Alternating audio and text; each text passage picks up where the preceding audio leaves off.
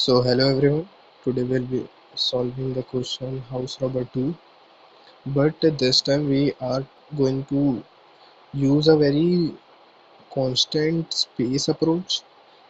Because last time we saw that uh, when we use the bottom up approach, we used to maintain a array or vector where we used to save the past results, but uh, there is a solution where we can just save the last two answers, because when we calculate the next index, what do we look at? The last two index, right?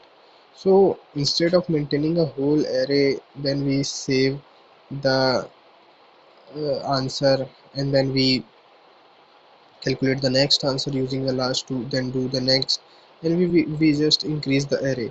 So to optimize is, what if we take two variable, that is previous and previous, which saves the answer of the which saves the two current index, and the next index can be calculated using these two integers. So yeah, so visually I can show it as this. This is a code for normal bottom-up approach of house robber 1. We will use this for house robber 2. So what we are doing here, see, first we used to make a vector that used to store all the upcoming answers, and it was taking a lot of space. So what we did here was, we put the first index, previous, that means the first index, as 0, because it zeroth index we have 0 houses, and we take zero money from it. And the next index is the first house, and in future we will decide whether to take this previous or not. So why this is a better approach compared to the index one? Because we are just using two integers where we are saving the two previous answer, and the next answer can be calculated using these two previous values. Just like that, our skip becomes previous, means suppose we want to skip a house, then we just uh, save the answer till the previous house, because we are not choosing the current house, so we do not need to add it into our current answer. Now suppose we steal from the current house, then we just need to take the current steal from the current house, that is nums of I minus 1, and we uh, take the value till previous house, because we cannot take the value of previous house, as they will be adjacent to each other. And next what we do is make an integer called temp, which saves the maximum of the skip and steal, and at the end we just put the, it's basically, in simple words we can say that the current terms, because the current term, that is the temp, becomes the previous element, and the previous element becomes previous. Basically we in array terms we have shifted one indexes about right to each type. So yeah, let's write the code for now. uh, First of all, this is a house robber 2, so we already discussed in house robber 2 that we will be solving the answer from 0 to n minus 2 and 1 to n minus 1. So yeah, let's write the code for it. First I'll make a actually make write the size int n is equals to nums dot size, and the base condition, if n is equals to 1, n is equals to 1, then we are just gonna return nums of 0.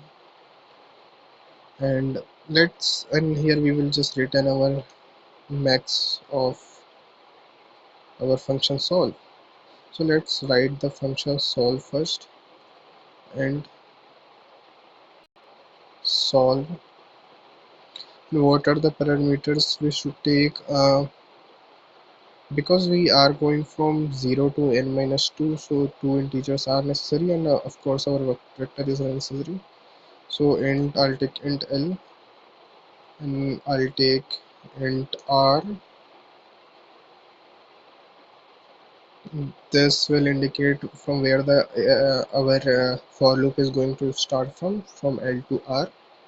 Now, now what we need to do is declare the variables. So I'll make int previous is equals to 0, and int previous is equals to 0 for now. Now I'll start my for loop for int I is equals to L, I less than equals to R, and I plus plus. I'll declare my variables here. That what will happen if we'll skip. Skip means we are not going to take the current term, so we can just save the answer for t ti minus 1 term, which here means the previous term. So we will just save is at previous. Now what happens when we take the money from the current house? We can't choose that I minus 1th term, so we will have to choose the I minus 2, which is previous. So we are gonna save the current term I minus 1, okay, not I minus 1, I plus previous.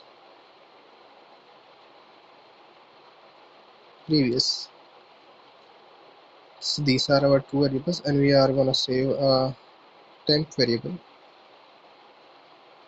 which will save the max of skip comma tick. And at the end we are just gonna refresh our variables. So int previous becomes temp, and int previous becomes previous. I believe this is it, and I just need to return nums solve nums comma if this is for if we choose the first house, then we have to go from 0 to n minus 2, and suppose we chose first house, then we have to go from 0 to n minus 1. Let's hope it works. Let's see. Okay, we are getting an error here. Yeah, why is it an extra bracket here? Hmm, I think this extra bracket is justified. Let me check it. Okay, here it's bracket open, for loop bracket open, it's closed. Now the closing of solve function, then you start. Uh, okay, I found the error because we are not returning anything here. We are supposed to return the solve function, so we just need to return previous. Why are we returning previous? Because previous stores the current uh, maximum optimal answer. That's why we're returning it. Now let's run it. Okay, we are getting 0. Am I getting 0 in all? So where am I going wrong? Uh, oh, why am I initializing this again?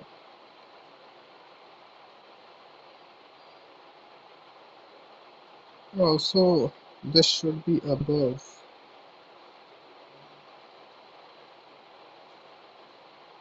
Now let's run it. Yeah, it worked. And let's try to submit it. yeah, it all passed all the test cases. So yeah, thank you. This was it.